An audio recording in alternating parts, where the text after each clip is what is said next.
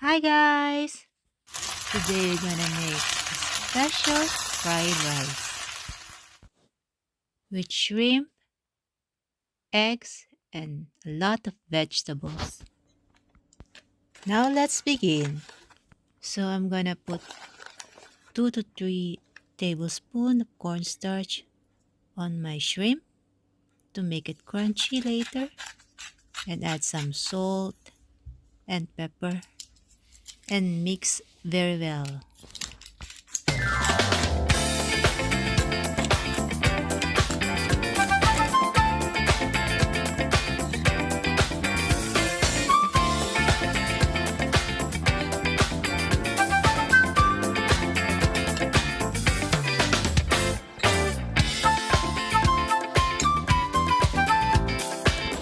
Then set aside.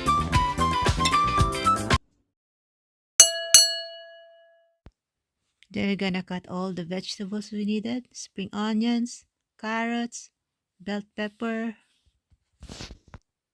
Then beat the eggs. Then put some oil in a heated pan.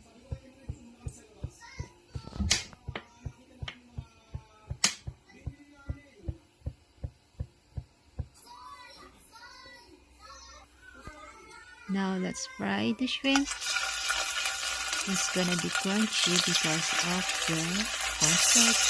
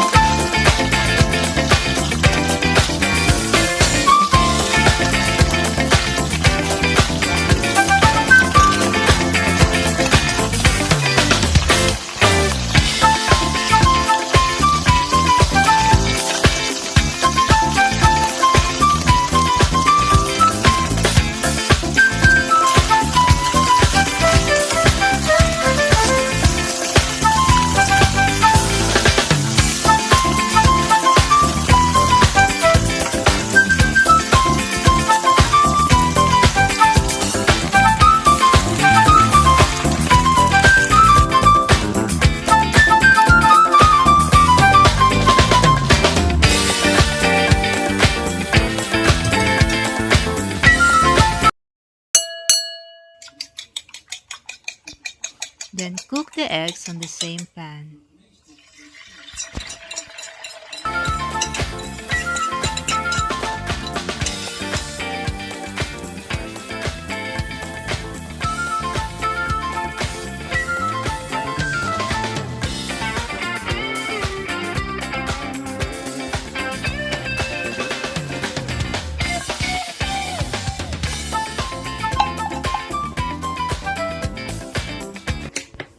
Again on the same pan, put the spring onions, but not all of it because we need some of it for the garnish.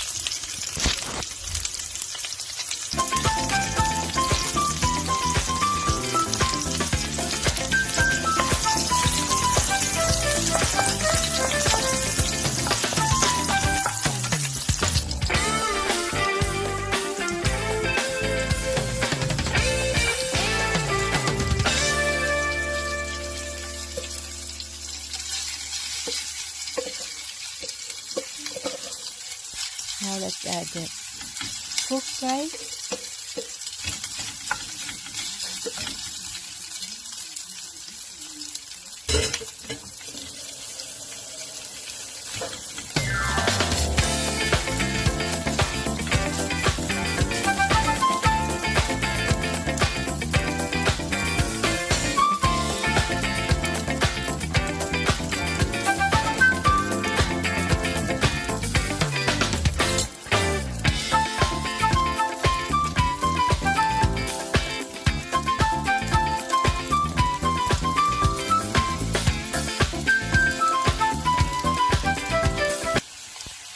Add 3 to 4 tablespoons of soy sauce.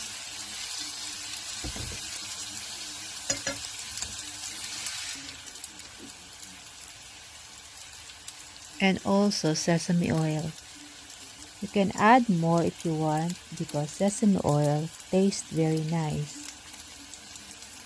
So I love sesame oil, so I put a lot actually.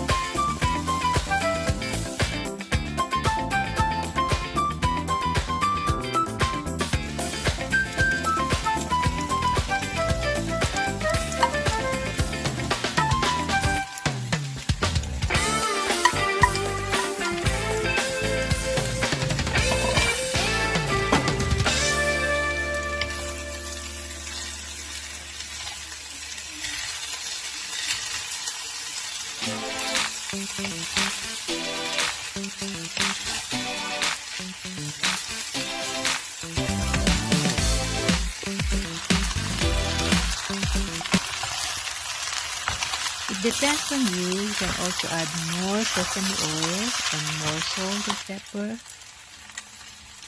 It's mine, I add more. And also the sesame oil, I add more.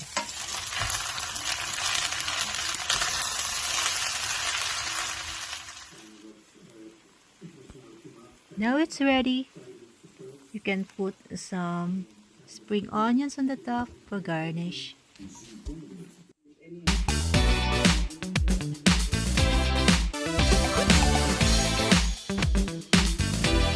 to serve.